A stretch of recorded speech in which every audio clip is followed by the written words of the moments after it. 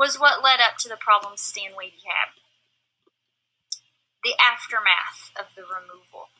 We understand why there were really hard feelings there, why the Cherokee people who had suffered through the Trail of Tears looked at the treaty party that had Stan Watie and his family, John Ridge, and even Major Ridge, and even some of Chief John Ross's family, and thought, well, you guys sold us out and got off scot-free and got to move at your convenience, and you had it so much easier, and we lost family and friends on the trail, and it was bad. So it created this huge division in the Cherokee Nation.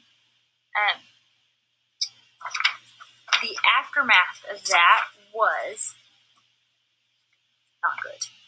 I am going to switch gears really quick. I want you to hold on to that and think about how you would feel. You would feel betrayed. You would feel like you wanted to place the blame on the treaty party. And so think about that feeling. I'm going to give you some of Stan Watie's facts and his history, and then we're going to tie it back in to what happened to Stan Watie, the Ridges, and even Stan Watie's brother, and some of the others who were part of that party. Because you've got to look back and remember the law that the Cherokee Nation made too, that nobody could negotiate for tribal lands with the federal government for benefit. If they did, it would be counted as treason and they could be executed. So I want you to remember that, because things are going to get pretty rough for Stan Watie's political party, and it's going to help fuel a lot of the events that happened after. So Stan Watie, he was born in Uthkaloga, I hope I'm saying that right, Cherokee Nation, which is now Calhoun, Georgia. He was the son of Watie, who was a full-blood Cherokee, and Watie means the ancient one. His mother was Susanna Reese, who was the daughter of a white father and a Cherokee mother.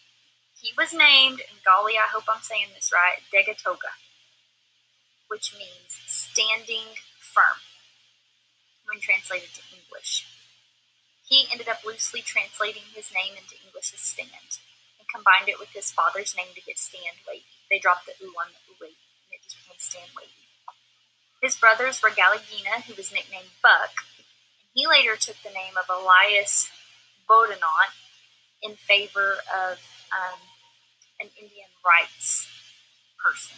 Maybe more on that later if I can find it again. And Thomas Watie. Those were his brothers. So there was Buck or Elias, which was his English name, and Thomas Watie and Stan Watie. Those were the three brothers. They were really close to their father's brother, who was Major Ridge, and his son, John Ridge. Now remember, those were the Ridges who started the Treaty of New Dakota and the Treaty Party. So they were both later leaders in the tribe. Their father, he changed his name to David Watie. He became a wealthy planter and had African-American slaves as laborers. So Watie converted to Christianity, and he took the name of David. And he and Susanna renamed Degatoga, who was Stan Watie, to Isaac.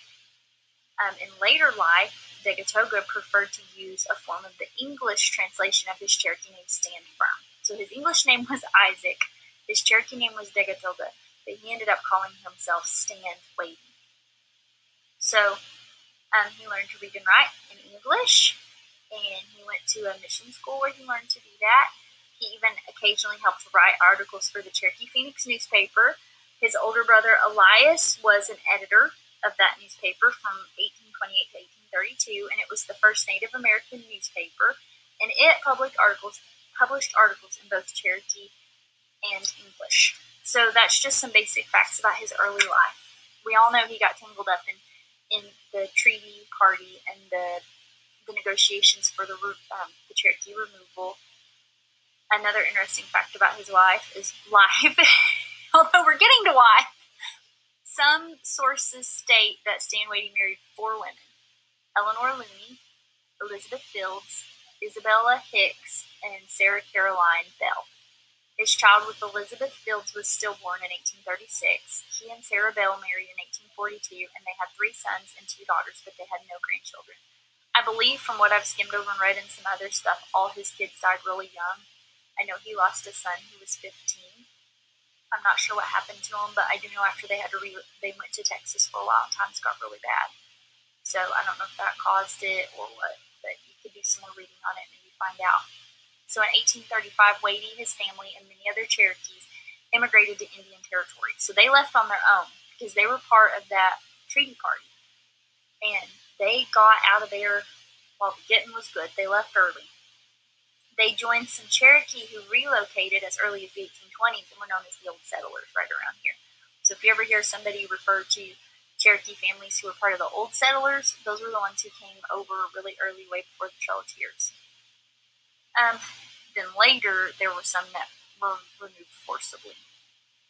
After removal, members of the Cherokee government, this is where things go really bad for Stan Watie's family. So after the Cherokees were removed and they all came here and things settled down, the Cherokee government became established here.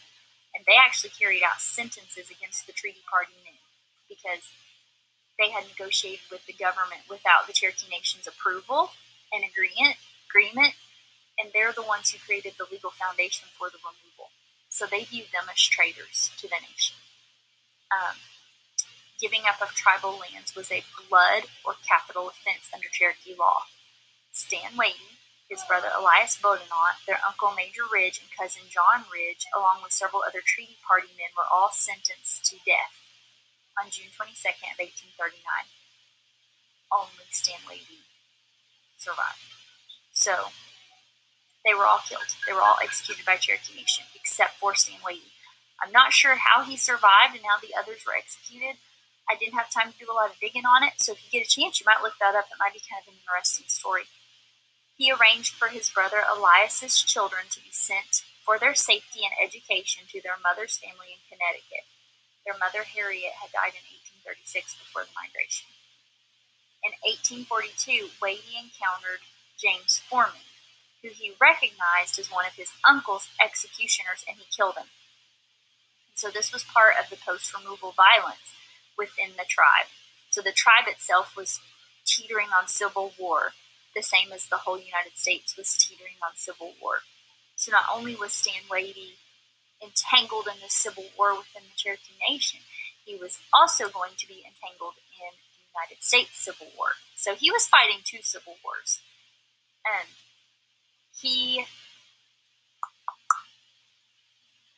so as part of the post-removal violence, Ross supporters, so Chief John Ross's supporters, ended up executing Stan Watie's brother, Thomas Watie, in retaliation for Stan Watie killing the James Foreman.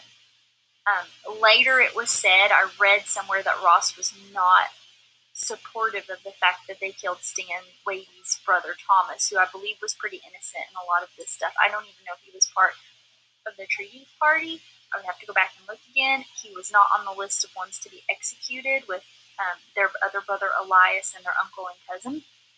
So I'm going to say that, it just says Ross supporters. So it wasn't Chief John Ross that was in favor of Thomas Watie being executed. So that was kind of a bad deal. Stan Watie lost his whole family within just a very short amount of time.